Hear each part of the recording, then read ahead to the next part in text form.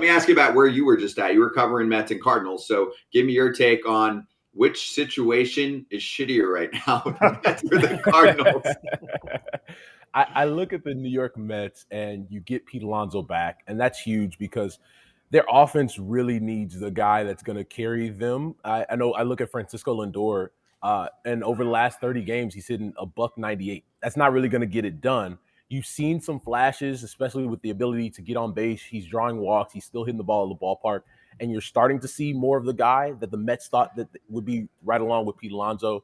Tommy Pham has been really big for them over the last couple of weeks or so. So having a consistent bat that you can rely on and Pham is really important. And I think they create a lot of depth. And you bring in guys like Marte, you bring in Mark Canha, having a Daniel Vogel back.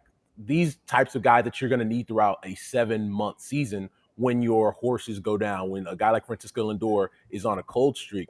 When I look at the Cardinals, you're starting to see them break out of it a little bit. You know, Nolan Arenado has bounced back and looked more like himself. Jordan Walker, since he's come back from AAA, has been fantastic for them. Had a homer in yesterday's game too.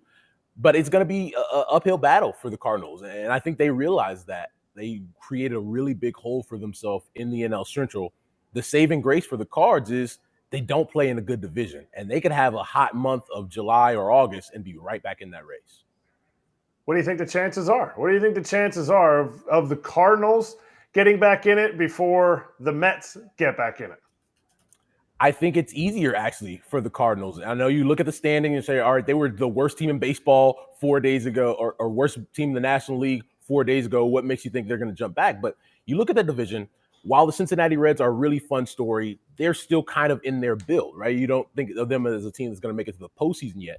I look at the Chicago Cubs that are in a similar situation. Like, they added Dansby Swanson, they added Jameson Taillon, they have Marcus Stroman and Steele in that rotation who have been fantastic.